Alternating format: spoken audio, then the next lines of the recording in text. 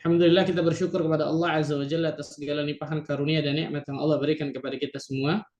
Sehingga pada kesempatan yang berbahagia ini, Allah Tabaraka wa Ta'ala masih terus melimpahkan berbagai macam nikmat dan karunia-Nya kepada diri kita semua sehingga kita dapat melanjutkan mabahas rutin kita, kajian rutin kita tentang kitab Al-Bahr Ar-Ra'iq fi Zuhdi wal Raqa'iq, kitab tentang tazkiyatun nufus, kitab tentang penyucian jiwa, pembersihan hati, karya dari Syekh Dr. Ahmad Farid hafizahullah taala. Salat dan salam semoga tercurah kepada Rasulina Karim, Nabi kita Muhammad sallallahu alaihi wasallam, Nabi akhir zaman, Nabi yang telah membawa kita dari zaman kejahiliahan, dari zaman kebodohan, dari zaman keterasingan akan ilmu menuju zaman yang terang benderang akan ilmu syar'i, itu zaman as-sunnah.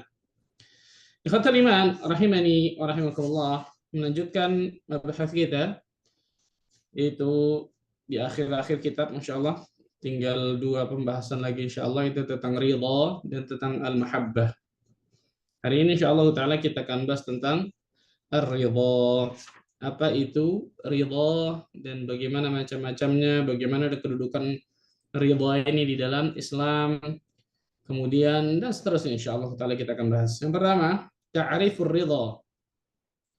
Pengertian atau definisi dari ridha. Kata para ulama secara bahasa, ridha itu lawan kata dari as-sakhat. Lawan kata dari as-sakhat. As-sakhat itu bisa bermakna benci, bisa bermakna tidak puas, bisa bermakna tidak suka. Itu as-sakhat. Nah, ridha itu lawan katanya ini nih, lawan katanya as-sakhat. As-sakhat adalah tadi benci, nggak puas, tidak suka. Ini secara bahasa. Nabi Shallallahu Alaihi Wasallam berdoa kepada Allah Azza wa Jalla dalam sebuah hadis yang sahih yang diriwayatkan Imam Muslim dari Aisyah radhiyallahu anha, qalat, kata Aisyah radhiyallahu anha, iftaqadtu an-nabiy sallallahu alaihi wasallam dzata lailatin. Aku kehilangan Nabi sallallahu alaihi wasallam pada satu malam. Fatahassastu, maka aku mencarinya. Fa idza huwa raqi'un aw sajidun, maka aku meraba-raba karena kamar Nabi sallallahu alaihi wasallam kecil. Maka aku meraba-raba dan ternyata beliau sedang ruku atau sujud. Karena gelap. Zaman sekarang, zaman sekarang lampu, subhanallah, gelap. Beliau sedang ruku atau sujud. Kemudian beliau membaca subhanaka wa bihamdika la ilaha illa anta. Wa fi riwayah, dan dalam riwayat lain disebutkan fawaqa'at yadi ala batni qadamaihi, maka tanganku, kata Aisyah radhiyallahu anha, mengenai telapak kaki saat beliau sedang sujud. Jadi Aisyah meraba-raba, Nabi sedang sujud, telapak kaki kepegang oleh Aisyah radhiyallahu anha. Ini menunjukkan bahwa tidak batal ketika bersentuhan antara suami dengan istri, di pendapat yang lebih rajih wallahu a'lam bishawab. Ini diantaranya Aisyah memegang kaki Nabi sallallahu alaihi wasallam, tapi Rasulullah SAW tidak membatalkan salat, meneruskan salatnya.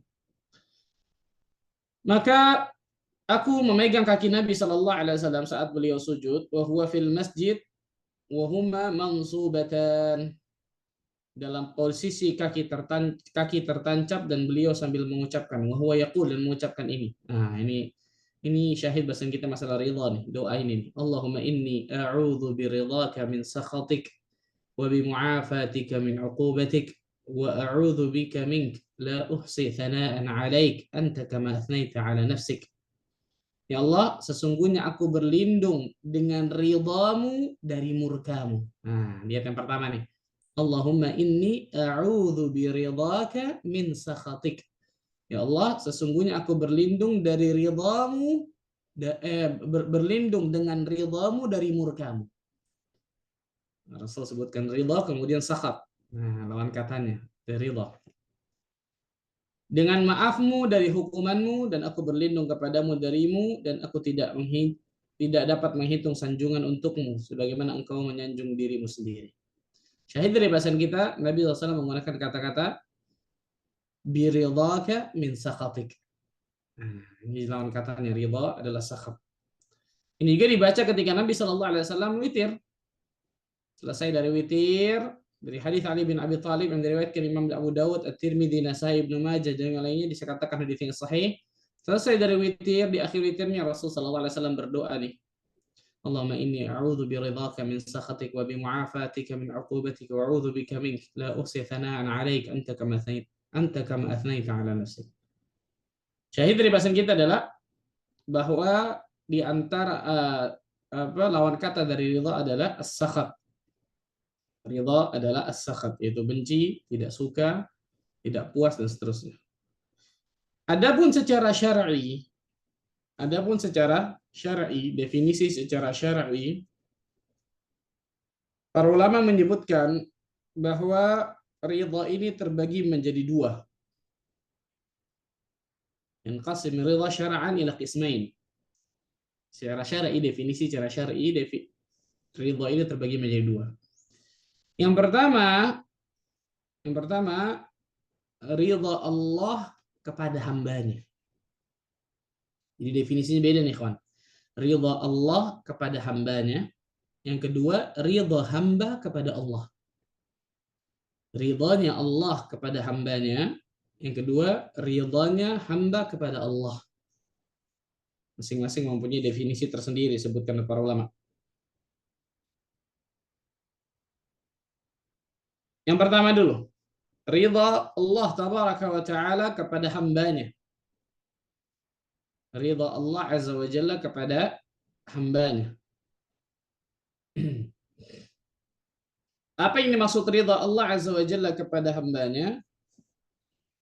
An yarahu mu'tamiran bi amrihi manhiyan an nuhihi.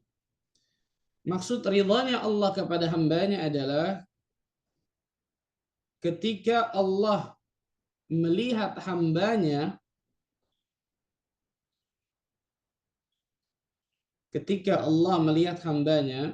mengerjakan perintahnya, itu mengerjakan perintah Allah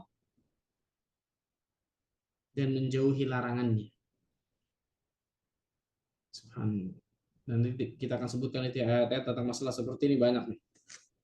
Ridhanya Allah kepada hambanya adalah ketika Allah melihat hambanya tersebut mengerjakan perintah-perintah Allah, menjauhi larangan-larangan Allah.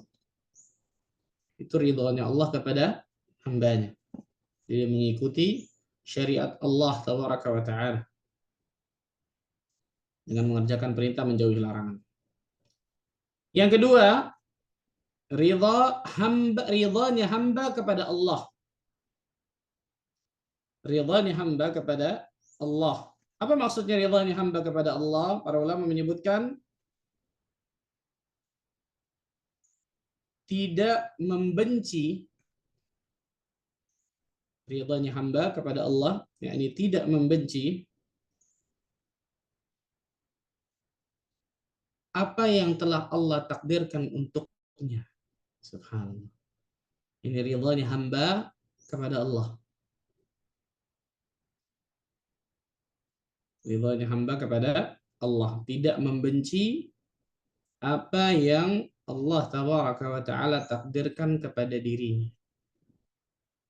Jadi nggak benci dia ridha hatinya. Bukan malah sakhat, bukan malah benci, bukan malah nggak puas, bahkan a'udzubillah min dzalik, marah, murka, ngedumel, enggak. Itu kebalikan dari ridha semua tuh. Ketika seseorang hamba ridha kepada Allah azza wa jalla, maka dia tidak akan pernah membenci, tidak akan pernah nggak suka dari ketetapan takdir yang Allah azza wa jalla berikan kepadanya. Itu ridhanya hamba kepada Allah. Jadi dua nih. Makanya kan beda, dibagi menjadi dua oleh para ulama. Ridhanya Allah kepada hamba, ridhanya hamba kepada Allah. Ridhanya hamba atau keridhaan Allah kepada hambanya ketika hamba tersebut taat kepadanya, melakukan perintahnya, menjauhi larangannya, mengikuti syariatnya, maka Allah azza wa jalla akan meridhai hambanya tersebut.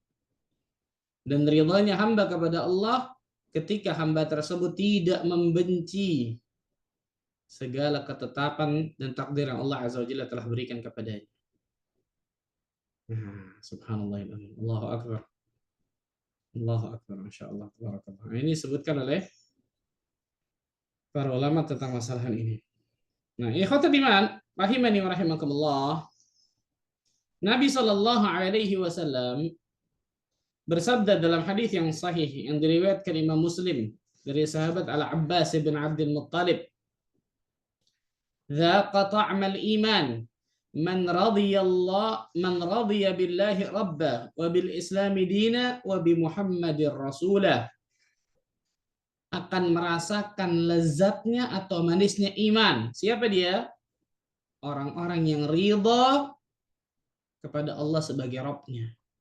Dia ridha. Dia ridha Allah Azza wa Jalla sebagai Rabb-nya. Jelas ada konsekuensinya nanti, jelas ya, nanti kita jelaskan. Dia ridha Allah Azza wa Jalla sebagai Rabb-nya. Yang kedua kemudian apa? Wabil islami dina, dan Islam sebagai agamanya. Wabi Muhammadir rasulah, dan Nabi Muhammad sallallahu alaihi wasallam sebagai rasulnya. Dia akan dapatkan manisnya iman, lezatnya iman. Dzaqa ta'mal iman, kata Nabi sallallahu alaihi wasallam. Akan merasakan manisnya atau lezatnya iman. Orang-orang yang ridha Allah sebagai Rabb-nya, Islam sebagai agamanya, Nabi kita Muhammad sallallahu alaihi wasallam sebagai rasulnya. Dia akan dapatkan manisnya iman itu. Hadis ini luar biasa ya. Pendek hadisnya. Tapi ternyata hadis yang agung ini menunjukkan besarnya keutamaan ridha kepada Allah, Rasulnya, dan agama Islam. Bahkan sifat ini, kata para ulama, disebutkan oleh Imam Nawawi dalam kitabnya Syarah Sahih Muslim, merupakan pertanda benar dan sempurnanya keimanan seseorang. Betul, jelas. Gak akan pernah sempurna dan gak akan pernah benar iman seseorang kecuali dia meyakini Allah Azza wa Jalla sebagai Rabb-nya, Islam sebagai agamanya, dan Nabi Muhammad SAW sebagai Rasul. Nah, tiga hal inilah yang akan ditanya oleh Allah oleh dua malaikat di alam kubur, Munkar dan Nakir. Man rabbuka, man nabiyyuka, ma dinuka. Tiga pertanyaan yang akan ditanya nih. Dan nggak bisa diajarin nih, kan. Yang bisa jawab itu iman dan amal saleh kita di atas muka bumi ini. Itu yang bisa jawab nanti di alam kubur itu. Imam Nawawi rahimahullahu taala menjelaskan makna hadis ini, beliau mengatakan, orang yang tidak menghendaki selain ridha Allah dan tidak menempuh selain jalan agama Islam, serta tidak melakukan ibadah kecuali dengan apa yang sesuai dengan syariat yang dibawa oleh Rasul sallallahu alaihi wasallam, tidak diragukan lagi bahwa siapa saja yang memiliki sifat ini, maka niscaya kemanisan iman akan masuk ke dalam hatinya, sehingga dia bisa merasakan kemanisan dan kelezatan iman tersebut secara nyata. Ajib, luar biasa ya. Tiga nih, ridha. Ridha Allah sebagai agamanya, ridha Allah Azza wa Jalla sebagai Rabbnya, Islam sebagai agamanya, Rasul sallallahu alaihi wasallam, Nabi Muhammad sebagai Rasul. Nah, ridha disebutkan oleh Imam Nawawi di dalam hadis ini, ridha kepada sesuatu maksudnya merasa cukup dan puas dengannya, serta tidak menginginkan selainnya. Merasa cukup dan puas dengannya. Yang disebutkan Imam Nawawi ini. Ridha kepada sesuatu, kata Imam Nawawi, adalah ketika seseorang merasa cukup dan puas dengannya, serta tidak menginginkan selainnya. Serta tidak menginginkan selainnya. Tidak, tiga dari itu ya. Ridha Allah Azza wa Jalla sebagai Rabbnya, Islam sebagai agamanya, Nabi Muhammad SAW sebagai Rasulnya. Yang pertama, makna ridha kepada Allah sebagai Rabbnya. Apa maknanya? Apa maknanya ketika dia mengatakan saya ridha Allah sebagai Rabb saya? Ini ada konsekuensinya. Bukan hanya kita ucapkan dengan lisan habis itu selesai. Enggak. Ada konsekuensi-konsekuensinya dalam kehidupan kita berarti. Disebutkan dalam kitab Fiqh Asma'il Husna, makna ridha Allah sebagai Rabbnya adalah ridha kepada segala perintah dan larangannya. Ridha kepada segala perintah dan larangannya. Ridha kepada segala perintah dan larangannya. Kepada ketentuan dan pilihannya. Segala ketentuan Allah, segala pilihan Allah, ridha dia. Puas dia. nggak menginginkan selain ketentuan Allah dan pilihan Allah. Ini nggak main-main nih, kawan. Derajatnya luar biasa, masya Allah nih. Ridha kepada segala perintah dan larangannya, kepada ketentuan dan pilihannya, serta kepada apa yang diberikan dan dicegahnya, serta kepada apa yang diberikan, yakni Allah memberikan kepada kita, dan dan ditahannya, dicegahnya. Allah nggak kasih kepada kita, tetap ridha kita. Kalau Allah nggak kasih kepada kita, Allah cegah sesuatu dari diri kita, maka pasti itu yang terbaik untuk kita. Ridha saya. Nah, itu ridha maksudnya. Nah, inilah syarat untuk mencapai tingkatan ridha kepada Allah Azza wa Jalla secara utuh. Ini kata-kata raditu billahi rabba, ini maknanya ini. Aku ridha Allah sebagai Rabbku, berarti aku ridha segala tentang perintah Allah dan larangan Allah. Menerima semua perintah Allah dan larangan Allah. Mau masuk akal saya atau nggak masuk akal saya. Saya ridha. Saya ridha, saya puas, saya tidak mencari selain itu. Ridha akan segala ketentuan dan pilihan Allah. Ridha dari segala yang apa yang Allah berikan ataupun apa yang Allah tahan, yang Allah jaga.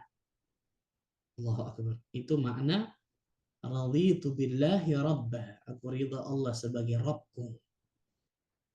Itu makna raditu billahi rabbah. Subhanallah. Ini nggak main-main nih, kawan. Sebagian ulama di antara dalam kitab Al-Bahra fi Zuhdi wa Raqaiq menyebutkan beliau membaginya. Ridha kepada Allah sebagai Rabbnya itu dibagi menjadi dua oleh beliau. Ridha terhadap uluhiyah dan ridha terhadap rububiyah Allah. Nah, dibagi dua oleh penulis nih. Syekh Dr. Ahmad Farid menyebutkan, aku ridha Allah sebagai Rabbku itu terbagi menjadi dua. Ridha terhadap uluhiyah Allah dan ridha terhadap rububiyah Allah. Apa maksudnya ridha terhadap uluhiyah Allah?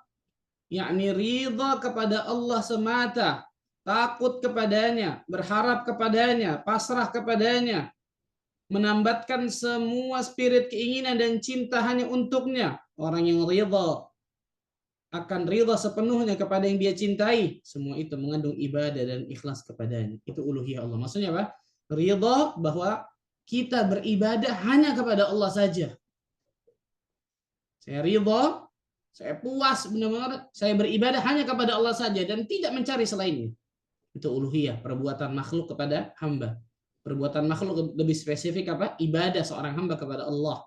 Ketaatan seorang hamba kepada Allah. Dia ridha, dia jadikan Allah Azza wa Jalla sebagai ilahnya, sebagai Tuhan yang dia disembah satu-satunya. Itu maksud ridha terhadap uluhiyah Allah. Ridha terhadap uluhiyah Allah. Masalah ibadah banyak tadi contoh yang sudah kita bahas.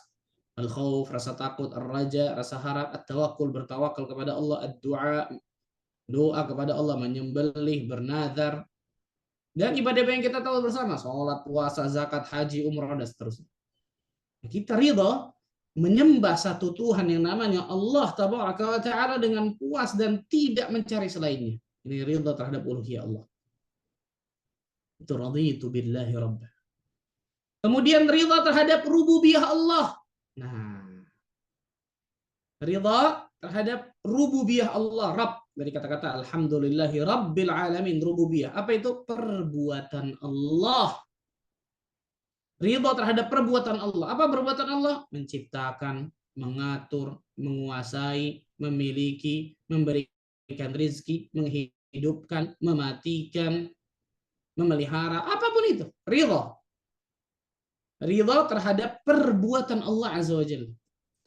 Yani penulis menyebutkan mengandung peraturannya terhadap hamba, mengesakannya dalam bertawakal, memohon pertolongan, percaya dan bersandar kepadanya, serta ridha pada semua yang dia kerjakan, yang Allah kerjakan.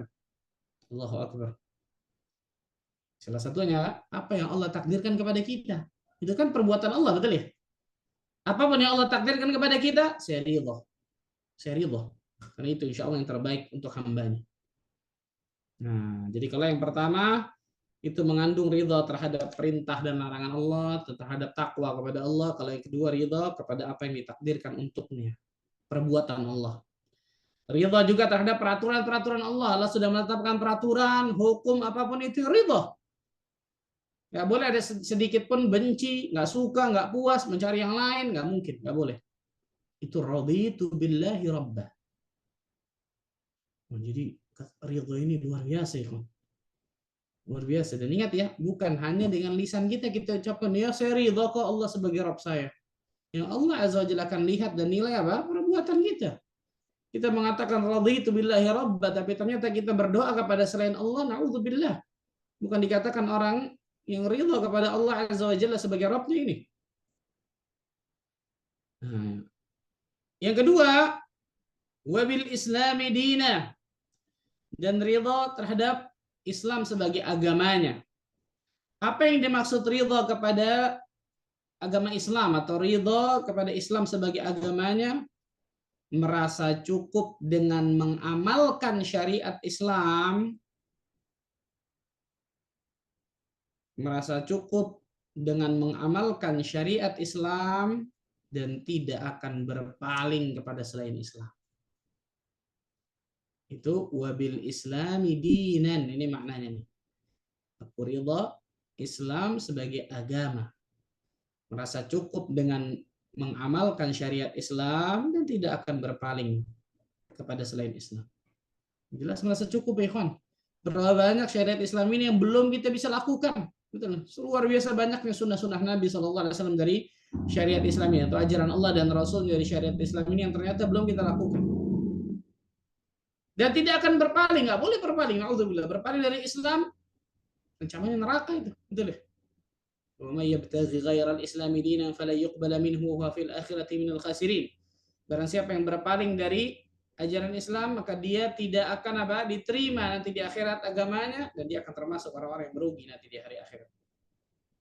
Inna dina indallahil Islam, sesungguhnya agama yang diridhai oleh Allah adalah hanya Islam. Ini makna dari ridha kepada Islam sebagai agama. Penulis Syekh Dr. Ahmad Farid menyebutkan, ridha terhadap agamanya berarti bila Allah berfirman, memutuskan, memerintah, atau melarang, ia ridha dengan sebenar-benarnya. Tidak ada rasa keberatan dalam hatinya terhadap hukum Allah. Dan ia menerima dengan sepenuhnya, sekalipun hal itu bertentangan dengan kehendak hawa nafsunya, pendapat syekh atau golongannya. Itu ridha kepada agamanya, ridha Islam sebagai agamanya. Dan yang ketiga dalam hadis ini adalah wabi Muhammadir Rasulah, dan ridha kepada Nabi Muhammad SAW sebagai Rasulnya. Artinya apa? Disebutkan oleh para ulama, disebut di antara Imam Al-Munawi dalam kitab Faidul Qadir, ridha kepada Nabi Muhammad SAW sebagai Rasul artinya hanya mencukupkan diri dengan mengikuti petunjuk dan sunnah Rasul SAW. Sunnah Rasul di sini maksudnya ajaran Rasul. Hanya mencukupkan diri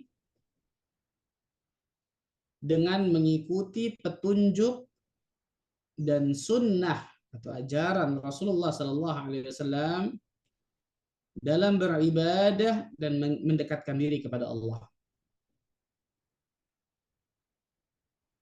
Jadi kita mencukupkan diri kita ketika kita mengikuti petunjuk Nabi kita Muhammad SAW, sunnah atau ajaran Nabi kita Muhammad SAW dalam mendekatkan diri kita kepada Allah, dalam beribadah, melakukan amal saleh, ketaatan kepadanya, serta tidak menginginkan selain petunjuk dan sunnah beliau. Serta tidak menginginkan selain petunjuk dan sunnah beliau. Karena sudah puas. Sudah puas, mau ngapain cari lagi yang lain? Kan gitu ya. Dan yang paling penting apa? Yang benar, yang lainnya salah kan gitu. Itu wabi Muhammadir Rasulah. Mencukupkan diri dengan mengikuti petunjuk dan sunnah atau ajaran Rasul SAW dalam beribadah dan mendekatkan diri kepada Allah, serta tidak menginginkan selain petunjuk dan sunnah beliau SAW. Nah, sifat yang mulia inilah yang dimiliki oleh orang-orang saleh nih. Dimiliki oleh Rasul SAW, para sahabat Nabi radhiyallahu anhum jami'an, para tabi'in, para tabi'ut tabi'in, para a'immatul mujtahidin, para salafus saleh terdahulu memiliki sifat ini nih yang menjadikan mereka mendapatkan manisnya lezatnya iman dalam hati mereka, ya ikhwan. Mereka ridha Allah sebagai Rabb mereka, mereka ridha agama Islam sebagai agama mereka ridha Nabi kita Muhammad SAW sebagai Rasul mereka. Dengan konsekuensi yang disebutkan tadi, mereka jalankan dalam kehidupan sehari-hari. Mereka amalkan, mereka praktekkan itu dalam kehidupan sehari-hari mereka. Ridha. Nah, ini sifat yang mulia ini yang dimiliki oleh orang-orang saleh terdahulu. Orang-orang saleh terdahulu. Jadi kalau kita ingin mendapatkan manisnya iman, maka ikuti ini. Ikuti ini. Allah Tabaraka wa Ta'ala berfirman dalam surah Al-Hujurat ayat ke-7. Dalam surat Al-Hujurat ayat ke-7. Walakin Allah habbaba ilaikumul iman wa zayyanahu fi qulubikum wa karaha ilaikumul kufra wal fusuqa wal isyan ulaika humur rasyidun. Tetapi Allah menjadikan kamu sekalian, wahai para sahabat, cinta kepada keimanan, ya, cinta kepada keimanan mereka, dan menjadikan iman itu indah di dalam hati kalian, serta menjadikan kalian benci kepada kekufuran, kefasikan, dan juga kemaksiatan.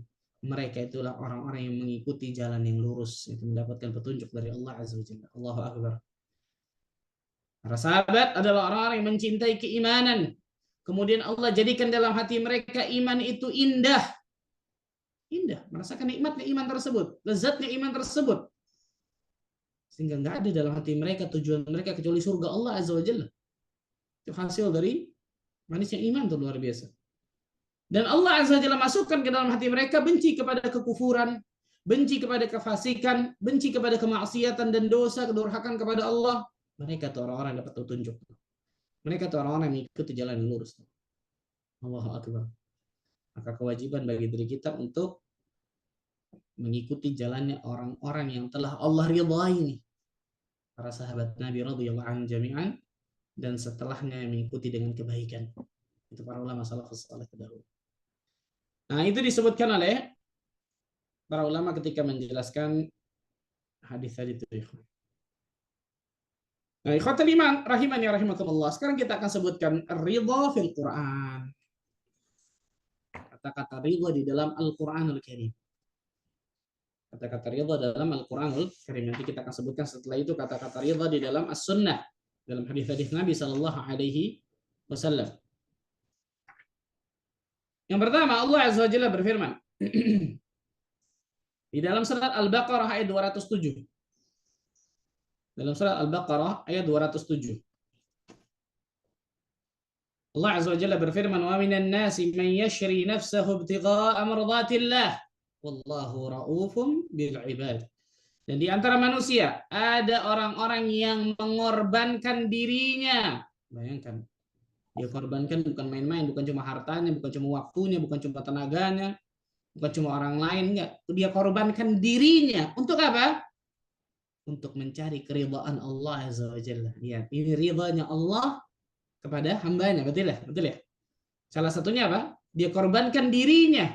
Salah satu contoh orang yang berjihad itu kan luar biasa tuh, mengorbankan dirinya di jalan Allah Azza wa Jalla, nggak main-main itu.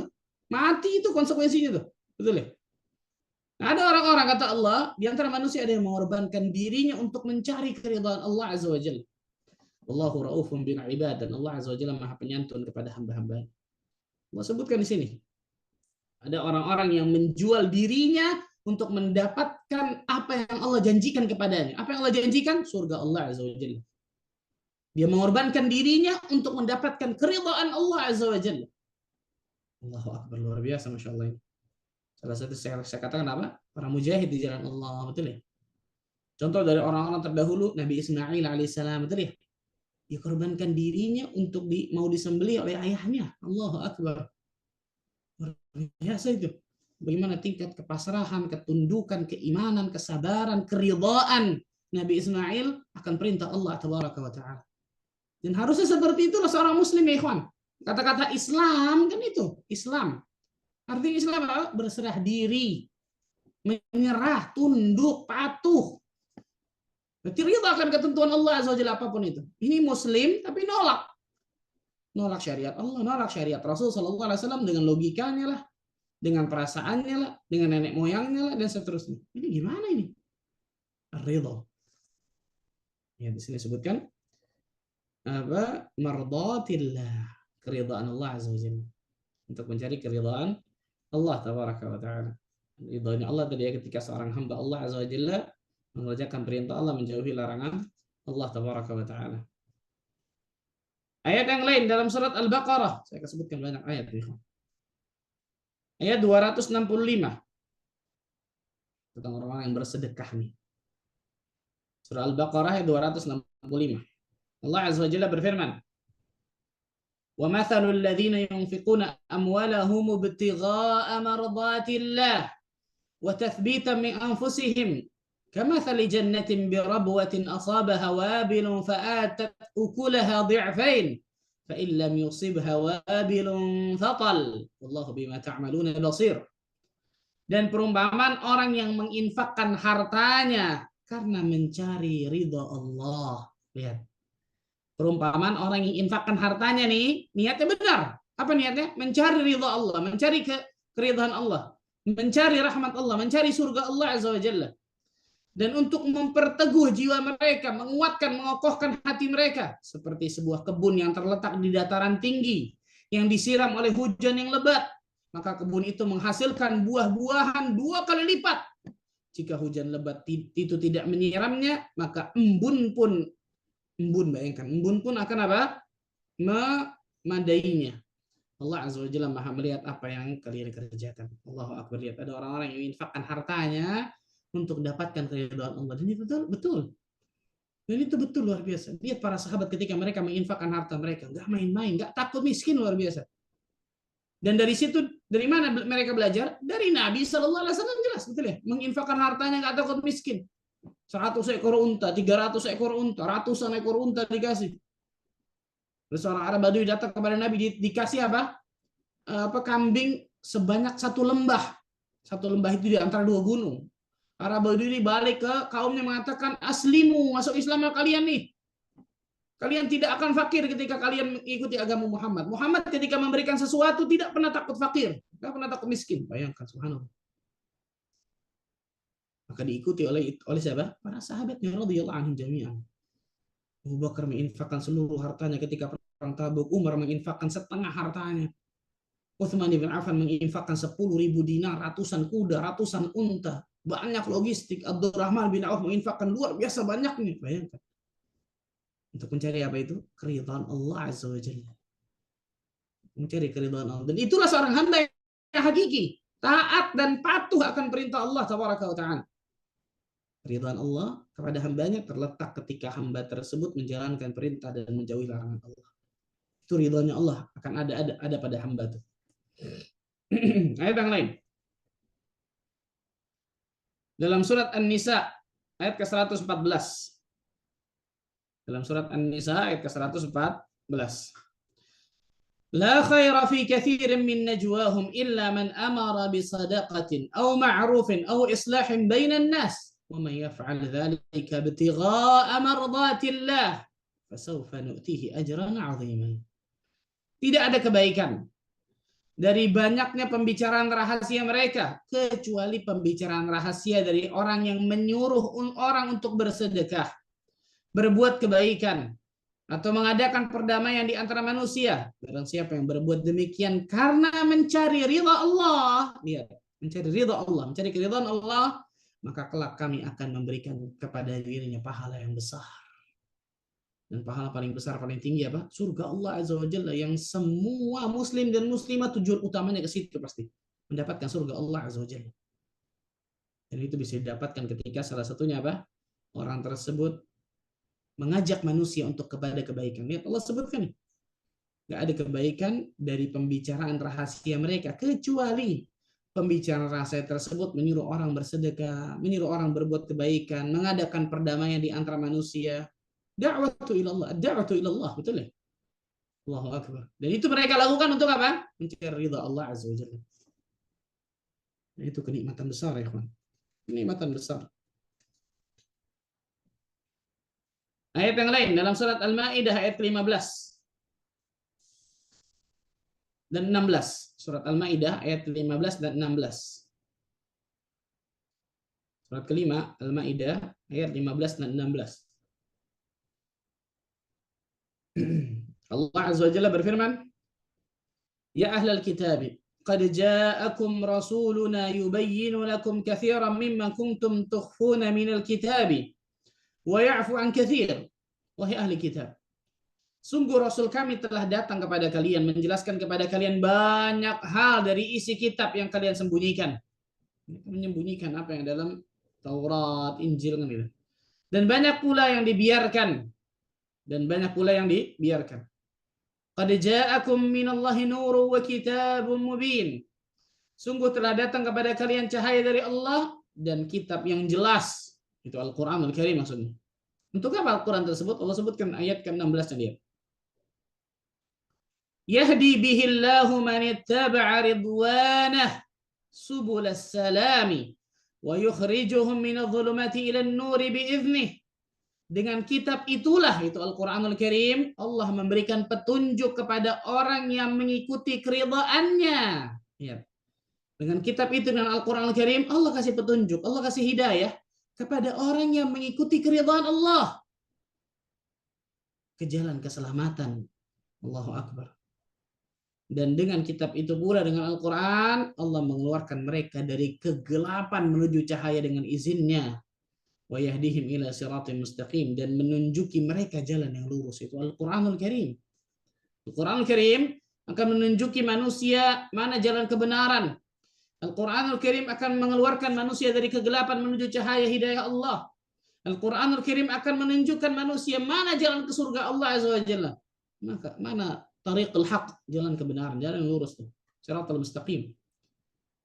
Syahid dari bahasan kita, Allah sebutkan di situ apa? Yahdi bihillahu man ittaba'a ridwanahu. Dengan kitab itu Al-Quran, Allah memberi petunjuk kepada orang yang mengikuti keridhaannya. Yang mengikuti keridhaan Allah tabaraka wa ta'ala. Allahu akbar. Mengikuti keridhaannya, maka Allah Azza wa Jalla akan berikan apa? Keridhaan pula kepada dirinya. Ayat yang lain dalam surat At-Taubah ayat 62. Dalam surat At-Taubah ayat ke-62. Yahlifuna billahi lakum liyurdukum wallahu wa rasuluhu ahaqqu an yurduh in kanu mu'minin. Maka mereka bersumpah kepadamu dengan nama Allah untuk menjadikan kalian ridha. Mereka bersumpah nih atas nama Allah untuk menyenangkan kalian, itu menjadikan kalian ridha. Tapi Allah mengatakan apa? Wallahu wa rasuluhu ahaqqu an yurduh. Padahal Allah dan Rasulnya lebih pantas mereka cari keridhaannya. Banyak manusia mencari keridhaan manusia. Betul ya? Mencari keridhaan atasannya, mencari keridhaan mertuanya, mencari keridhaan gurunya, mencari keridhaan orang yang dia mau ambil sesuatu dunia darinya, kan gitu ya? Tapi melalaikan untuk mencari apa? Keridhaan Allah dan Rasulnya. Padahal jelas Allah mengatakan wallahu wa rasuluhu ahaqqu an yurduh. Pada Allah dan Rasul lebih pantas mereka cari keridhaannya. In kanu mu'minin, jika mereka benar-benar orang-orang yang beriman. Allah sebutkan di sini antara ciri khas orang yang beriman, mukmin dan mukmin yang sejati dalam pandangan Allah Azza wa Jalla, maka mereka pasti akan mencari keridhaan Allah, mendahulukan keridhaan Allah dan Rasulnya daripada seluruh keridhaan manusia. Ikhwan. Allahu Akbar. Allahu Akbar. Subhanallah. Ini kenikmatan besar bagi orang-orang yang mendapatkan seperti ini. Karena banyak orang subhanallah, dia meninggalkan sunnah Nabi Shallallahu Alaihi Wasallam atau bahkan mengerjakan sesuatu yang dilarang di dalam ajaran Islam gara-gara manusia, gara-gara mencari keridhaan manusia. Padahal para ulama mengatakan ridwan nas ghayatun la tudrak. Keridhaan seluruh manusia itu sesuatu yang mustahil untuk dicapai. Nggak mungkin kita bisa menjadikan seluruh manusia ridha sama kita, nggak mungkin. Nabi SAW saja yang sudah pasti terbaik akhlaknya, ilmunya paling the best, luar biasa. Ada yang ridha kepada Nabi, para sahabatnya. Ada yang benci kepada Nabi, kafir Quraisy, kan gitu ya. Itu manusia terbaik yang pernah menginjakkan kakinya di atas muka bumi ini. Maka jadikan prinsip dalam hidup kita, jangan pernah cari keridhaan manusia dalam hidup kita ya, kawan. Nyesel biasanya tuh, kecewa biasanya, betul ya. Tapi cari keridhaan Allah dan Rasulnya dalam hidup kita. Itu kenikmatan besar itu. Keselamatan besar luar biasa. Ayat yang lain dalam surah At-Taubah ayat 109. Dalam surah At-Taubah ayat ke-109.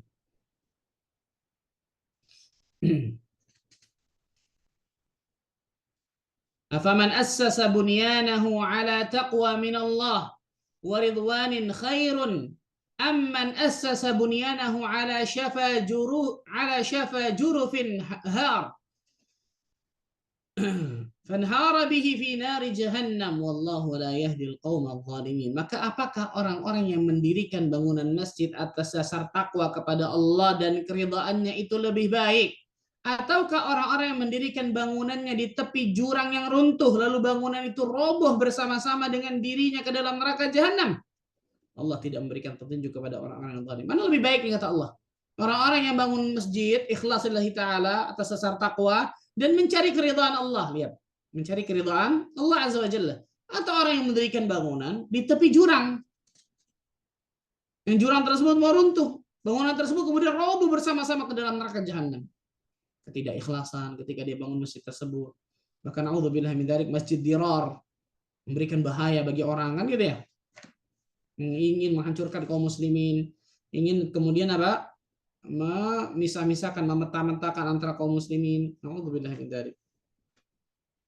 Disebutkan di situ, maka orang-orang yang apakah orang-orang yang mendirikan bangunan masjid atas dasar takwa kepada Allah dan keridhaannya itu lebih baik atau orang yang tadi yang lebih baik? Maka jelas orang yang pertama lebih baik, mendirikan bangunan masjid ikhlas lillahi taala atas dasar takwa dan keridhaan Allah tabaraka wa taala. Ayat yang lain, surat At-Taubah lagi, ayat 20 dan 20 dan ayat 20 sampai 22. Surat Taubah surat ke-9 ayat 20 sampai 22. Jadi semua keridhaan Allah, keridhaan Allah, keridhaan Allah nih. Betul ya? Nanti kita akan sebutkan di antara keridhaan makhluk, keridhaan hamba maksudnya. Allah berfirman dalam surah At-Taubah ayat 20 sampai 22, "Alladzina amanu wa hajaru wa jahadu fi sabilillahi bi amwalihim wa anfusihim a'zamu darajatan 'indallah wa ulaika humul faizun." Orang-orang yang beriman, berhijrah di jalan Allah, serta berjihad di jalan Allah dengan harta dan jiwa mereka adalah lebih tinggi derajatnya di sisi Allah. Mereka itulah orang-orang yang memperoleh kemenangan. Yubashshiruhum rabbuhum birahmatin minhu wa ridwanin wa jannatin lahum fiha na'imu wa muqim. Rabb mereka menggembirakan mereka dengan memberikan rahmat, keridhaannya. Lihat, kasih rahmat oleh Allah, dikasih ridha oleh Allah, kemudian dapatkan surga dan mereka memperoleh kesenangan yang kekal di dalamnya. Ketika mereka apa? Beriman, berhijrah, jihad di jalan Allah azza wa jalla dengan harta dan jiwa mereka. Khalidina fiha abada, mereka kekal di dalam selama-lamanya. Innallaha 'indahu ajrun 'azim. Sungguh di sisi Allah azza wa jalla terdapat pahala yang besar. Ayat yang lain dalam surat Al-Fath. Dalam surat Al-Fath ayat ke-18. Al-Fath ayat 18.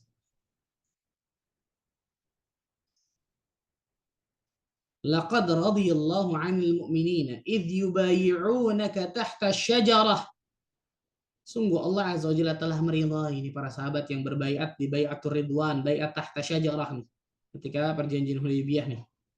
Ketika tersebar bahwa Utsman bin Affan telah dibunuh di Mekah, maka mereka bersumpah setia berbaiat kepada Nabi akan masuk ke dalam kota Mekah apapun yang terjadi nih. Allah azza wa jalla abadikan itu dalam Al-Qur'an. Allah ridai mereka semua tuh. Kurang lebih ada 1.500 orang.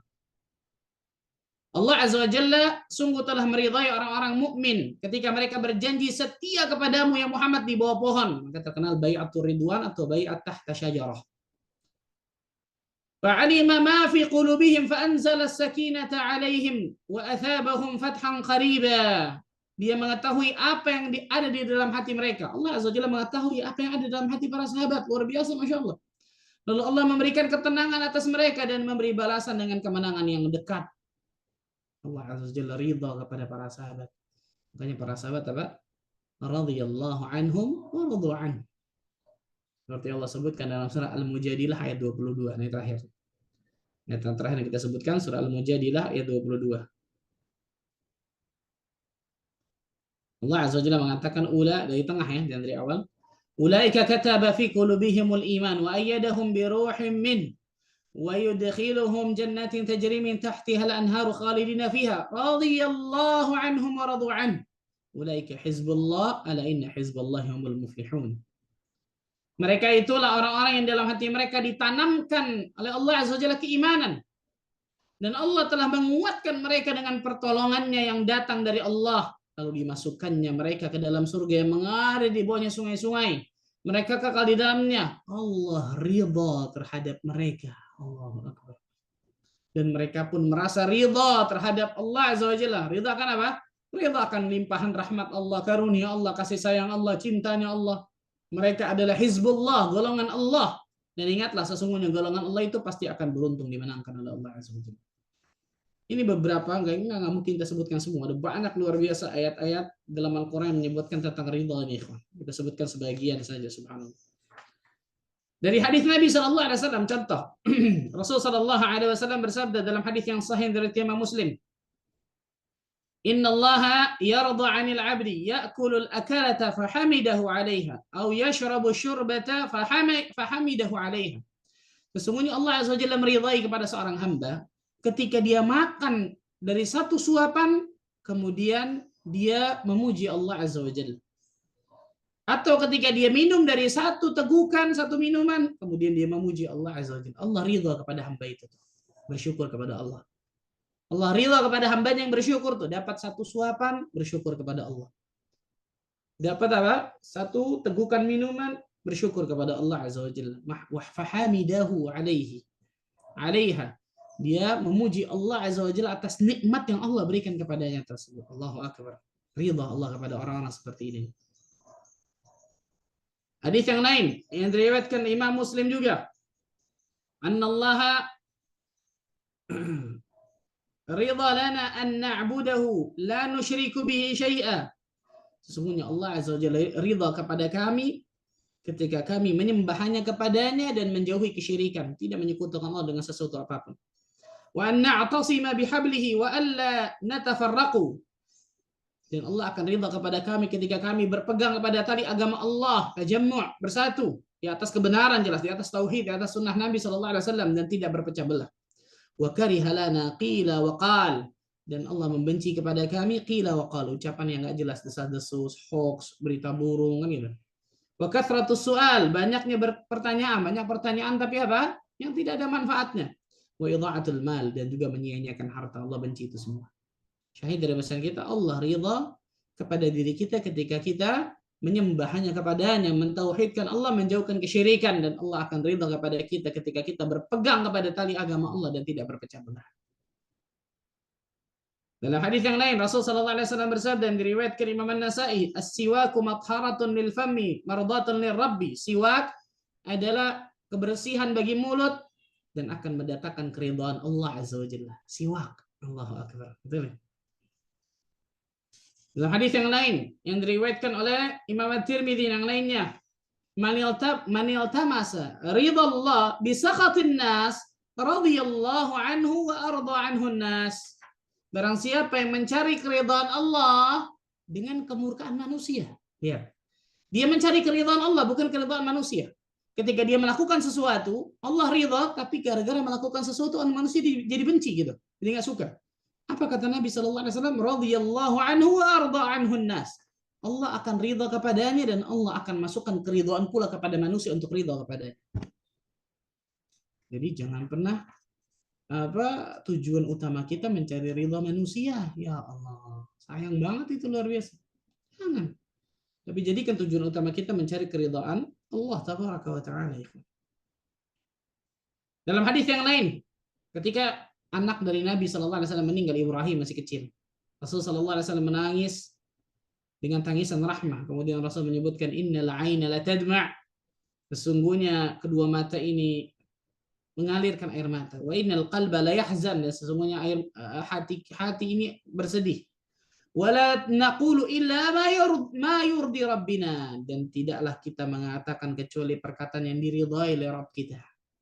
Wa inna bi firaqika ya Ibrahim la mahzunun, dan sesungguhnya perpisahan dengan wahai Ibrahim itu sangatlah menyedihkan. Nah, ini contoh nih. Contoh ketika Allah berikan takdir yang tidak baik kepada diri kita, maka wajib bagi seorang hamba ridha kepada Allah. Salah satu bentuk ridhaan hamba kepada Allah, dia tidak mengatakan kecuali sesuatu perkataan yang baik. Ini Nabi SAW menyebutkan, wala naqulu illa ma yurdi rabbina. Dan tidaklah kita mengatakan kecuali perkataan yang diridhai Rabb kita, Rabb kami. Diridhai Allah tabaraka wa ta'ala.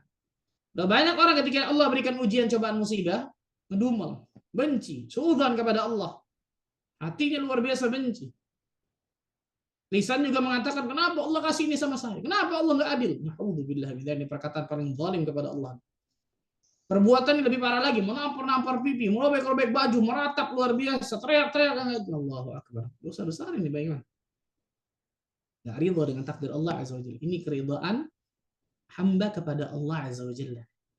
Ridhaan hamba kepada Allah ketika hamba tersebut ridha, tidak pernah benci, nggak pernah ada perasaan sedikit pun nggak suka dengan takdir ketentuan yang Allah Azza wa Jalla berikan kepadanya. Oh, ini istimewa. Ini istimewa, masya-Allah, subhanakallah. Syekhul Islam Ibnu Taimiyah rahimahullah taala menyebutkan bahwa ridha ulama sepakat hukumnya sunnah muakkadah. Hukumnya apa? Sunnah muakkadah. Karena ternyata ada tingkatan orang-orang yang Allah berikan ujian. Ibnu Qayyim menyebutkan ini, Syekh Muhammad bin Shalih Al-Utsaimin menyebutkan ini, dan para ulama menyebutkan ini. Paling tidak ada 3 atau 4 tingkatan manusia ketika Allah berikan ujian. Yang pertama paling buruk as-sakhat. Tadi benci, gak suka, murka, marah dengan ketentuan Allah Azza wa Jalla. Yang paling buruk, na'udzubillah. Gak boleh seorang muslim seperti ini. Yang kedua as-sabr. Sabar, ini wajib hukumnya. Sabar ini bukan sunnah muakkadah, wajib hukumnya. Sabar. Apa itu sabar? Dia menahan hatinya, menahan lisannya, menahan perbuatannya dari segala hal yang dimurkai oleh Allah Azza wa Jalla. Menahan hatinya untuk tadi itu, nggak suudzon kepada Allah, tapi husnudzon, berbaik sangka kepada Allah. Menahan lisannya, dia mengatakan perkataan yang buruk yang bisa mendatangkan kemurkaan Allah. Menahan anggota perbuatannya dari berbuat keburukan yang tidak ridha akan takdir Allah, nggak sabar. Rasulullah SAW bersabda, ajaban li amril mu'min, sungguh menakjubkan perkaranya orang yang beriman. Inna amrahu kullahu khair, semua perkaranya itu baik. In asabathu sarra syakar fakana khairullah. Apabila dia ditimpa kenikmatan, maka dia bersyukur kepada Allah dan itu baik bagi dirinya. Wa in asabathu dharra sabar fakana khairullah. Dan ketika Allah berikan ujian, cobaan, musibah, dia bersabar dan itu baik bagi dirinya. Walaysa dzaka illa lil mu'min. Perkara seperti ini kita tidak temukan kecuali adanya pada orang mukmin beriman. Bukan cuma muslim, karena muslim bisa jadi yang pertama tadi, benci, tak suka. Benci dengan takdir Allah, murka, marah dengan takdir Allah. Yang kedua ini hukumnya wajib sabar. Yang ketiga ini nih, ridha. Ridha yang lebih tinggi nih. Makanya Syekhul Islam sepakat, kata para ulama, kata Syekhul Islam, para ulama sepakat bahwa ridha ini hukumnya sunnah muakkadah. Sunnah muakkadah. Nah, sampai derajat wajib. Walau wajib ini berat banget, luar biasa nih. Makanya tidak semua orang Allah berikan taufik untuk bisa ridha akan takdir yang Allah berikan kepadanya. Tidak semua manusia. Tidak semua manusia Allah berikan keridhaan dalam hatinya untuk apa? Bisa ridha akan takdir yang Allah Azza wa Jalla berikan kepadanya. Tidak semua manusia. Dan sebagian ulama menambahkan yang keempat, asyukur, bersyukur kepada Allah. Dapat ujian, cobaan, musibah, bersyukur, bayangkan. Bersyukur di balik musibah tersebut, Allah Azza wa Jalla sediakan pahala yang besar, pengampunan dosa, peninggian derajat. Bersyukur bahwa di balik musibah tersebut, mudah-mudahan dia termasuk orang-orang yang Allah Tabaraka wa Ta'ala cintai. Nah, salah satu hadis mengatakan, apabila seorang hamba Allah Azza wa Jalla mencintainya, Allah akan uji hamba tersebut. Dia bersyukur dengan itu dan seterusnya. Nah, pertanyaan sekarang, apa perbedaan antara ridha dengan sabar? Gitu ya. Tadi yang kedua wajib sabar, yang ketiga ridha sunnah muakkadah. Nah, apa perbedaannya nih? Apa perbedaan antara ridha dengan sabar? Para ulama menyebutkan anna sabr habsun nafsi wa kaffaha 'anit tasakhut ma'a wujudil alam wa tamanni zawalih. Wa kafal jawarih anil amal. Di dalam kitab disebutkan bimuqtadal jaza'. Sabar itu mengekang mengekang atau menahan nafsu dan mencegahnya agar tidak benci ketika merasakan sakit dan mengharapkan sakitnya hilang. Sakit di sini maksudnya ujian, cobaan, musibah. Jadi mengekang hawa nafsunya, menahan jiwanya, mencegahnya agar tidak benci. Ini agar tidak benci dengan takdir Allah ketika dia dapatkan ujian, cobaan, musibah, dan mengharapkan sakitnya hilang. Demikian pula mencegah anggota tubuh agar tidak bertindak sebagaimana tuntutan kesedihan. Kalau ridha, insyirahus sadr wa sa'atih bil qada wa tarkit tamanni zawalil alam. Wa in wajada al ihsas bil alam lakin ar ridha yukhaffafahu bima yubashir al qalb min rawh al yaqin wal ma'rifah. Wa idza qawa ridha faqad yazil al ihsas bil alam bil kulliyah. Adapun ridha adalah kelapangan dan keluasan hati terhadap ketetapan Allah. Dadanya luas, dadanya tenang luar biasa, insyirah. Lapang dadanya luar biasa. Dengan apa? Ketetapan Allah Azza wa Jalla, serta tidak mengharapkan sakitnya hilang. Meski ia merasakan sakit, dia nggak mengharapkan ujiannya hilang, walaupun dia dapat ujian gitu. Namun ridha bisa meringankan rasa sakitnya karena ruh keyakinan dan pengetahuan yang dirasakan oleh hatinya. Bahkan jika ridhanya kuat, ia mampu menghilangkan perasaan sakit secara keseluruhan. Allahu Akbar. Allahu Akbar, subhanallahil azim. Ini keistimewaan perbedaan antara ridha dengan sabar. Jadi kalau sabar, hatinya masih berat mungkin, betul ya? Tapi dia tahu Allah dan Rasulnya mewajibkan dia untuk menahan tuh, untuk sabar. Menahan hatinya, menahan lisannya, menahan anggota perbuatannya dari berbuat keburukan yang dibenci oleh Allah. Dia tahan, sabar. Tapi kalau ridha, apapun yang Allah takdirkan kepada saya, ini yang terbaik untuk saya. Itu ridha. Makanya derajatnya lebih tinggi daripada sabar. Makanya sunnah muakkadah nggak sampai wajib. Kalau itu wajib, wallah berat banget ya. Wajibnya sabar kan gitu. Nomor satu paling buruk, sakhat, benci, ngedumel kan gitu ya. Wajibnya sabar, ridha sunnah muakkad. Syukur, itu derajatnya para nabi, para rasul, siddiqin, syuhada, salihin. Dan semoga Allah berikan kemudahan kita untuk bisa mendapatkan derajat tersebut. Nah ini tentang masalah ridha. Masih panjang insya Allah kan. Kita bahas masih ridha belum selesai. Belum kita sebutkan tentang manzilatul ridha, keutamaan ridha, bagaimana kemudian menjadi ridha agar takdir Allah dan seterusnya. Kemudian juga perkataan-perkataan para ulama tentang ridha ini. Wallahu taala a'lamu bissawab. Masya Allah, alhamdulillahilladzi bi ni'matihi tatimmu shalihat. Jazakallahu khairan Ustaz. Untuk ilmu yang disampaikan pagi hari ini, alhamdulillah beberapa pertanyaan sudah masuk. Izin membacakannya Ustaz. Ya, silakan. Bismillah. Assalamualaikum warahmatullahi wabarakatuh. Izin bertanya Ustadz, segala ketentuan dan pilihan Allah berikan, sebentar, segala ketentuan dan pilihan, apa ini ya, Allah berikan uluhiyah dan rububiyah, ridho Allah yang diberikan, tetapi kadang kalbu tidak ridho. Ada seseorang yang ingin melamar saya, pendidikan dan adab dan akhlaknya kurang baik. Contoh, istri S1, calon suami hanya SMP, itu tidak sekufu. Rasa cukup syariat Islam belum kita lakukan. Bagaimana solusinya kalau menemukan seperti ini? Ridho kepada Nabi Muhammad, mengikuti petunjuk, tetapi banyak menyimpang dalam kehidupan sehari. Syukran Ustaz. Nah, ala kulli hal, kita diperintahkan untuk bermusyawarah kepada manusia dan beristikharah kepada Allah Azza wa Jalla. Ketika Allah Azza wa Jalla mudahkan diri kita untuk bermusyawarah kepada manusia, jelas nggak semua manusia memberikan solusi kepada kita, manusia yang hikmah, bijaksana, manusia yang berilmu. Kita musyawarah kepadanya, bertanya dan seterusnya. Dan yang menjadi standar ukuran pertama jelas karena agama dan akhlak. Agama dan akhlak dalam masalah tersebut. Adapun tentang masalah lulusan SMP, SMA, atau nggak kuliah dan seterusnya, kalau ternyata agamanya baik, akhlaknya baik, sekufu dalam masalah agama, ini maka bismillah kan gitu. Idza ja'akum man tardawna dinahu wa khuluquhu fazawwijuh, kata Nabi SAW. Apabila datang kepada kalian wahai para wali yang mempunyai anak perempuan, datang kepada kalian seorang laki-laki yang baik agama dan akhlaknya, maka nikahkanlah anak perempuan kalian dengannya.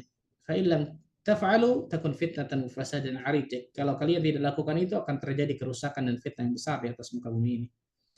Maka yang menjadi standar ukuran adalah agama dan akhlak. Maka ketika kita sudah bermusyawarah kepada manusia, bertanya-tanya dan seterusnya, beristikharah kepada Allah, maka tidak akan menyesal insyaallah taala orang-orang yang bermusyawarah kepada manusia dan beristikharah kepada Allah azza wajalla, sehingga Allah memberikan pilihan yang terbaik untuk dirinya. Wallahu taala bisawab.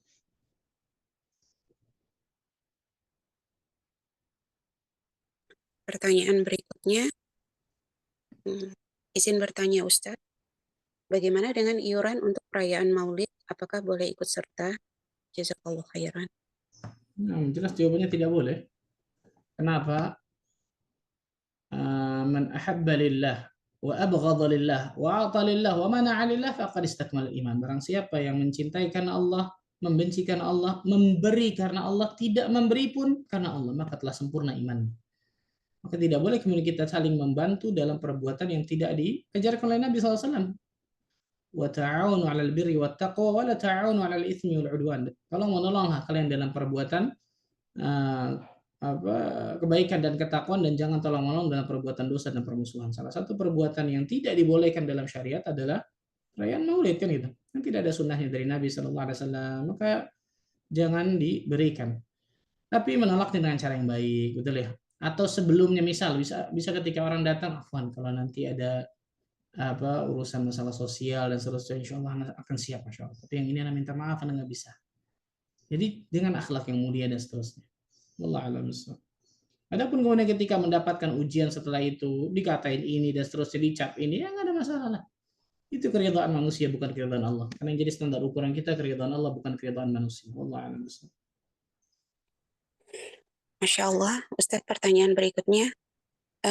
Ustadz, ayah saya baru meninggal 1 pekan yang lalu. Lalu kami memutuskan sejak awal memang tidak ada tahlilan.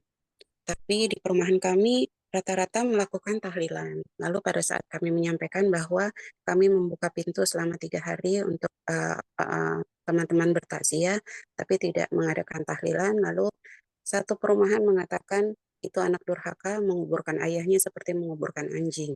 Tidak ada doa-doa, tidak ada pemberian apapun untuk menyelamatkan orang tuanya. Padahal orang tuanya meninggalkan harta. Bagaimana menyikapi ini, Ustadz? Walaupun kami sudah ramah kepada mereka, tetap berbaik kepada mereka, tapi kami terus-menerus dihujat. Mohon nasihatnya, Ustadz. Barakallah. Jawabannya tutup kuping. Apa maksudnya? Orang yang menjalankan sunnah Nabi Sallallahu Alaihi Wasallam ghuraba, asing. Bada al-Islamu ghariban wa sayaudu kama bada fatuba lil ghuraba. Islam ini mulai dalam keadaan asing dan akan menjadi asing lagi. Fatuba lil ghuraba, maka beruntunglah orang-orang yang ghuraba. Mendapatkan pohon tuba orang-orang yang ghuraba. Siapa itu ghuraba? Asing tersebut orang-orang yang memperbaiki manusia ketika manusia dalam keadaan rusak. Orang-orang yang mengikuti sunnah Nabi, ajaran Nabi SAW ketika manusia mengikuti yang bukan ajaran Nabi SAW. Dan ketika orang menjalankan seperti itu, pasti ada ujian dan cobaannya. Itu sudah sunnatullah sampai hari kiamat. Dicap ini, diomongin ini, anak durhaka, nggak ada urusan. Nabi SAW menceritakan ketika para sahabat merasa berat luar biasa dari cobaan yang mereka terima di Mekah, siksaan, intimidasi luar biasa. Nabi SAW menceritakan apa? Ada kaum-kaum terdahulu yang diberikan apa? Gergaji di atas kepalanya, ditanam dirinya setengah, kemudian dibelah diri menjadi 2, tapi tidak meninggalkan agama sama sekali. Ini bukan gergaji, hanya ucapan manusia. Ya, kecil banget, luar biasa sih. Mau dia ngomong sampai berbusa lagi, ada urusan ini. Silahkan, fadl. Malah itu menjadi pahala buat saya. Jazakallah khair. Makasih kan gitu. Maka tadi tuh, kalau keridhaan Allah dan Rasul jadi yang utama, nikmat hidup kita. Nikmat hidup kita. Tapi kalau keridhaan manusia jadi utama, pasti sengsara hidup kita. Pasti sengsara hidup kita. Nyari terus keridhaan manusia, gimana manusia ridho sama saya. Tinggal kita jalani yang benar. Tadi saya katakan akhlak yang baik, bermuamalah yang baik. Masih digituin sama orang, terserah dia sudah. Angkat tangan, doakan semoga Allah berikan hidayah kepadanya. Selesai. Kita sering berpikir nggak enak sama manusia ini, tapi nggak pernah nggak enak sama Allah dan Rasulnya. Mencari keridhaan Allah dan Rasulnya itu lebih diutamakan jauh luar biasa daripada hanya mencari keridhaan manusia. Perhatikan baik-baik ini. Allah alam bisawab. Pertanyaan selanjutnya, Ustadz. Ustadz mohon pencerahannya. Semenjak kemarin datang Paus Paulus ke Jakarta, anak saya jadi berubah dan banyak sekali melawan saya. Selama ini kami mendidik anak saya dengan pendidikan sunnah. Lalu pada saat beliau melihat seorang ulama Masjid Istiqlal menyampaikan bahwa semua agama sama, lalu anak saya mulai menyerang saya. Dibilang saya otoriter, dibilang saya pemilik kunci surga. Padahal anak ini sudah kami didik dengan sangat baik. Mengapa hanya sedikit eh, sedikit informasi yang didapat bisa merubah seseorang, pemikiran orang sampai seperti itu ya Ustadz. Padahal bertahun-tahun kami didik anak ini dengan baik. Kami selalu bawa ke kajian. Kalaupun satu dua kali berkata kasar, kami maafkan dan kami memberikan nasihat dengan baik. Tidak pernah terluput doa untuk anak-anak kami. Tapi hanya satu kali melihat kejadian kemarin, anak saya langsung berpikiran bahwa selama ini berada dalam pengasuhan orang tua yang salah.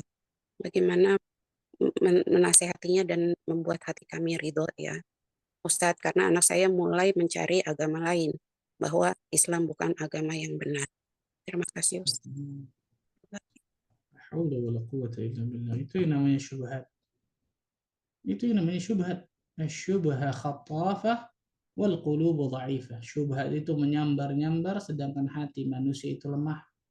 Bayangkan hanya karena hal-hal yang mungkin di mata kita sepele, perkataan yang mungkin didengar kita sepele, tapi ketika masuk ke kepala dan hati manusia menjadi sebuah syubhat, syaitan masuk ke dalamnya. Na'udzubillah. Lihat mungkin perkataan-perkataan atau perbuatan syubhat itu kecil-kecil biasanya. Perkataannya remeh kan itu. Perkataannya apa? Singkat. Para ulama membantahnya satu kitab, dua kitab, bayangkan. 1 jilid, 2 jilid, berjilid-jilid untuk membantah perkataan-perkataan yang remeh tersebut. Itu syubhat itu. Yang jawabannya tersebut belum tentu Allah kasih hidayah untuk orang yang membacanya atau mendengarnya. Itu bahayanya syubhat luar biasa tuh. Maka Allah alam bisawab, bagi orang tua yang bertanya ini, coba introspeksi, muhasabah. Muhasabah. Mungkin bisa jadi naudzubillah min dzalik, ada dosa-dosa yang dilakukan oleh orang tuanya sehingga Allah berikan ujian cobaan seperti itu kepada anaknya. Atau kalau tidak ada, memang ujian tersendiri yang Allah kasih, memang sudah. Mudah-mudahan ini tanda cinta Allah kepada hambanya. Memang sudah introspeksi bagus dan seterusnya. Anaknya Nabi Nuh alaihissalam kufur, naudzubillah min dzalik, padahal sudah apa? Diberikan luar biasa. Ayahnya Ibrahim alaihissalam kufur luar biasa, padahal Ibrahim alaihissalam berdakwah kepadanya luar biasa, masya Allah. Nabi, bayangkan. Maka teruslah berusaha dan terus berdoa. Orang tua bertanya, dan siapapun dari kita, teruslah berusaha semaksimal mungkin dan berdoa kepada Allah Azza wa Jalla agar anak-anak kita menjadi anak yang saleh dan saleh. Karena kalau kita jujur benar-benar doa kepada Allah, usaha yang jujur, Allah Azza wa Jalla akan berikan hasil yang maksimal. Kalaupun mungkin misal sempat hilang ke kanan, ke kiri, nyari ini, nggak benar, pemahamannya kacau. Kalau memang niat kita jujur, Allah akan berikan lagi ujungnya insya Allah kebaikan. Yaitu hidayah sunnah kepada hidayah Islami kepadanya. Maka jangan berhenti untuk berusaha dan berdoa kepada Allah apapun itu. Wallah alam besar. Bagi jemaah yang ingin bertanya langsung, kami persilahkan. Dan mungkin ada yang ingin bertanya langsung, boleh?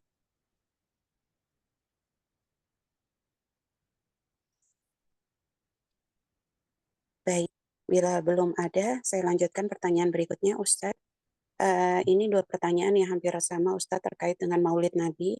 Bagaimana jika dalam grup pengajian ada yang share mengenai kajian Maulid Nabi? Apakah sebaiknya didiamkan saja atau langsung mengatakan kalau tidak ada acara Maulid Nabi? Mohon pencerahannya, Ustadz. Dan yang satu lagi, Ustadz, kami satu keluarga mulai terpecah, Ustadz, dengan pemahaman. Saya dan ibu saya dan adik saya mengikuti ibu saya ajaran sunnah. Ayah saya dan dua kakak saya mengikuti ayah saya. Nah, sekarang perkara Maulid ini saya coba menyampaikan baik-baik bahwa bisa jadi itu bukan merayakan kelahiran Nabi, tapi justru wafatnya Nabi, kebahagiaan yang disampaikan oleh bangsa Yahudi. Ayah saya murka, lalu mengatakan kami ini orang-orang sesat yang selalu belajar dengan Wahabi. Keluarga sudah jadi tidak nyaman, Ustadz. Sampai akhirnya ayah saya mengusir ibu dan saya. Apakah kami harus pergi atau kami tetap bertahan di rumah, Ustadz, untuk tetap mendakwahi? Tapi saya takut, Ustadz, karena ayah saya keras sekali. Mohon nasihatnya, Ustadz. Jazakumullah khairan. Ketika kita mengetahui satu kebenaran, satu sunnah Nabi Shallallahu Alaihi Wasallam, maka perhatikan baik-baik. Berdakwah itu ada ilmunya masing-masing. Tidak berhak seseorang ketika berdakwah dia nggak punya ilmu, dia tidak punya lemah lembut, dia tidak punya kesabaran, kan gitu. Karena wallah bisawab, saya banyak melihat orang-orang yang ketika baru kenal sunnah Nabi Shallallahu Alaihi Wasallam, kemudian melakukan hal-hal yang tidak semestinya. Mungkin ketika mengasih tahu, naudzubillah, mungkin akhlaknya buruk, mengasih tahu mungkin yang tidak memasukkan kelemah lembutan pada ketika kita dakwah, apapun itu, maka coba introspeksi. Coba introspeksi bagi ibunya atau bagi yang bertanya anaknya ini, coba introspeksi. Introspeksi dari diri kita, apa yang salah dari diri kita. Kalau memang sudah introspeksi yang baik dan seterusnya masih memang seperti itu, ya ujian, maka sabar. Ujian, sabar, terus berdoa kepada Allah Azza wa Jalla, terus tambah tunjukkan akhlak yang mulia kepada ayahnya, bukan malah sebaliknya. Tambah tunjukkan akhlak yang mulia sehingga ayahnya tahu saya ngajinya ini benar. Karena ayahnya tahu nih satu doang nih. Tadi perkataan tadi itu. Sebenarnya nggak harus keluar perkataan tadi itu. Mungkin dia hanya mereka hanya merayakan kematian Nabi, kan nggak harus keluar karena kebanyakan orang mengikuti ini, merayakan seperti ini karena jahil, bodoh. Sehingga kemudian ketika ada orang mengatakan seperti itu, nggak mungkin dong, masa saya merayakan kematian Nabi, kurang ajar Anda, kan gitu ya. Nah, harusnya perkataan tadi nggak usah keluar. Maksudnya apa? Setahu saya itu tidak diajarkan oleh Nabi Shallallahu Alaihi Wasallam. Kalau Rasul sudah tahu, pasti Rasul mengajarkan kepada kita. Tapi ya Allah alam, balik lagi nanti. Silakan kalau mau mengerjakan silakan, tapi kita akan mempertanggungjawabkan semua perbuatan kita di hadapan Allah, kan gitu ya. Belum mau kerjakan silakan, saya minta maaf saya nggak bisa kerjakan dengan baik-baik seperti itu, betul ya, dan seterusnya. Jadi tambah tunjukkan akhlak yang mulia, bukan malah tambah menjauh dari orang tua dan seterusnya. Orang tua keras macam-macam, hidayah punya Allah Azza wa Jalla, hidayah taufik yang bisa melembutkan hati manusia. Allah tabaraka wa taala, nggak ada yang mungkin bagi Allah Azza wa Jalla untuk berikan hidayah kepada siapapun. Berbesar harapan kita agar Allah Azza wa Jalla berikan hidayah kepada ayah untuk manusia. Allah alam besar. Untuk yang tadi bertanya, kalau di grup ada posting Nah, tentang kalau itu grup-grup kita misalnya. Oh iya iya iya, info ya ya. Oke oke oke. Kalau itu memang grup kita, grup yang memang grup yang memang kita asuh, maka yang seperti ini harus kita harus kita jelaskan. Kalau mungkin dihapus mungkin, atau mungkin dikasih tahu dan seterusnya. Tapi kalau itu grup umum, misalnya grup RT RW, grup komplek macam-macam, kalau kita kasih tahu akhirnya berantem dong, debat kusir, mau ngapain? Sudah selesai sudah. Dengan kayak kita masing-masing sudah kan gitu. Dan mereka juga sudah tahu kok insya Allah Taala dari banyak yang tersebar dari kajian-kajian ataupun yang mungkin di YouTube dan seterusnya, bahwa Maulid Nabi SAW tersebut tidak ada sunnahnya dan seterusnya. Tapi itu kalau grup kita yang memang asuh kan itu, nah, maka kewajiban diri kita untuk jangan sampai kemudian masuk sesuatu yang bukan sunnah. Nah, itu wewenang kita kan berarti kan. Wallahu a'lam bishawab. masih ada beberapa pertanyaan, Ustadz. Silakan. Oke. Sebentar, Ustadz. Assalamualaikum warahmatullahi wabarakatuh.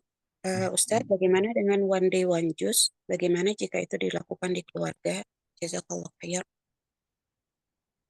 Andi Onjus ini maksudnya dia ini baca Al-Quran satu ini. Kalau dia ini yang jadi masalah adalah Andi Onjus seperti ini melazimkan sesuatu yang tidak lazim hukumnya. Ini wajibkan bagi dirinya sesuatu yang nggak wajib bagi dirinya. Maka Allah alam shawab, lebih ahsan kemudian nggak usah ikut seperti itu, tapi memang melazimkan bagi dirinya saya harus baca Quran setiap hari walaupun sedikit. Itu ahsan yang seperti itu. Karena ditakutkan yang seperti ini dia takalluf gitu. memberikan sesuatu pada dirinya yang tidak Allah wajibkan. Kan baca Quran nggak wajib sejuz satu hari, bisa lebih bisa kurang kan gitu ya. Maka lebih ahsan kemudian dia melazimkan untuk diri sendiri, mengazamkan, bertekad untuk diri sendiri membaca Al-Quran setiap hari berapapun itu banyaknya. Itu lebih ahsan. Itu lebih ahsan. Wallahu a'lam bishawab. Baik.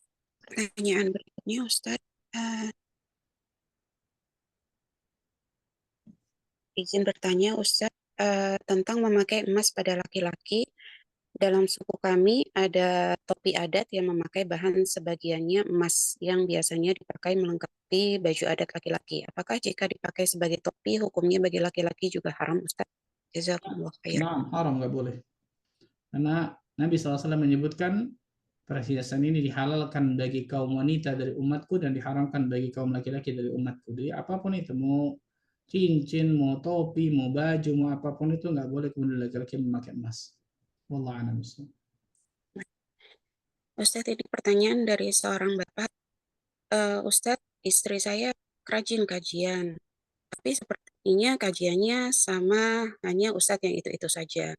Dan belakangan saya tahu bahwa istri saya kagum sekali pada Ustadz tersebut, baik secara penampilan, baik secara penyampaian.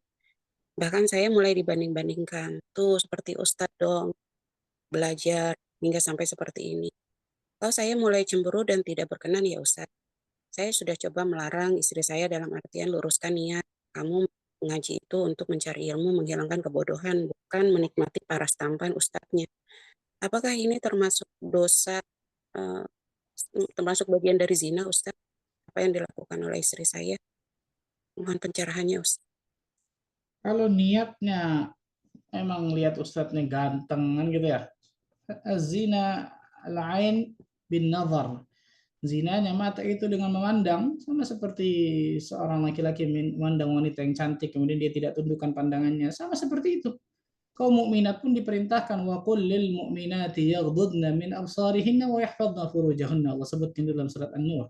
Katakan kepada kaum mukminat, wanita-wanita yang beriman agar mereka menundukkan pandangan mereka, menjaga kemaluan mereka. Perhatikan baik-baik, subhanallah ini. Ini banyak fitnah yang tersebar masalah ini nih. Wanita, akhwat, kajian, dan seterusnya. Tapi bukan karena ilmu. Tapi karena selain itu. Entah mungkin ustadznya tampan, entah mungkin apapun itu. Kita menuntut ilmu ini ingin mengangkat kebodohan dalam diri kita. Belajar Al-Quran dan As-Sunnah ala fahmi salaf. Bukan karena selain itu. Ditambah lagi, na'udzubillah, membanding-bandingkan. Allahumma musta'an, la hawla wa la quwata illa billah. Ini bukan ilmu yang bermanfaat yang seperti ini. Ilmu yang bermanfaat yang kemudian dia apa? Diamalkan dalam kehidupan sehari-hari, dipraktekkan kehidupan sehari-hari. Salah satu prakteknya adalah tambah menjadi istri yang soleh bagi suaminya. Bukan malah membanding-bandingkan, malah pikirannya, oh coba saya jadi istrinya ustadz ini. La haula wala quwata illa billah. Ini fitnah ini. Ini fitnah ini. La haula wala quwata. Beristighfar kepada Allah, bertaubat kepada Allah Azza wa Jalla yang seperti ini. Allah Azza wa Jalla tidak akan pernah memberikan ilmu yang bermanfaat kalau ternyata niat kita rusak di situ. Nauzubillah. Allah a'lam bishawab. Kita coba nasihati pelan-pelan, seterusnya suruh tanya kepada ustadznya dan seterusnya atau siapapun itu. Yang paling terpenting ilmu, bukan orangnya, ilmunya. Al-Quran dan As-Sunnah ala fahmi salaf, itu yang paling penting. Allah a'lam bishawab. Masih ada satu pertanyaan, Ustadz. Silakan terakhir. Ya, bagaimana menyikapi tetangga yang mengganggu hunian rumah kami? Bahkan tetangga tersebut sudah pernah ketahuan tangganya masuk ke dalam pekarangan rumah tanpa izin ketika dia membenahi rumahnya. Saat ini ketahuan tembok rumah kami di lantai paling atas dicat sebagian tanpa izin, sementara tipikal karakter orang tersebut seperti tidak tahu. Setelah kami ingatkan, kami tegur. Apakah boleh kami sampaikan ke RT RW setempat? Tetangga tersebut pun sebagian rumahnya dibangun di atas tanah kami yang tersisa, sehingga temboknya menempel rumah kami. Mohon nasihatnya Ustadz, apakah kami harus ridho dan bersabar atau kami boleh melapor kepada pihak berwajib bila RT RW tidak mampu menengahi? Barakallahu fikum. Nah, ini diantara kenapa Nabi Shallallahu Alaihi Wasallam berlindung dari tetangga yang buruk nih. Allahumma inni a'udzu bika min jari su, kata Nabi. Aku berlindung kepada Allah dari tetangga yang buruk. Ini lihat. A'udzubillah min dari bangun rumah di atas sebagian di atas tetangganya, ngeganggu tetangga, ini dosa besar, nggak main-main loh. Ada seorang wanita sholat malam, puasa sunnah, sedekah luar biasa, tapi mengganggu tetangganya dengan lisannya. Cuma lisan doang loh, apalagi sampai perbuatan. Kata Nabi SAW, la khaira fiha wa hiya finnar. Nggak ada kebaikan bagi dirinya, dia masuk neraka. Tapi ada seorang wanita yang bersedekah dengan sedikit hartanya, dia melakukan yang wajib saja, tapi tetangganya aman dari dirinya. Wahiyya fil jannah, dia akan masuk surga Allah Azza wa Jalla. Maka nggak main-main nih, hati-hati, subhanallah nih, bagi seorang muslim dan muslimah.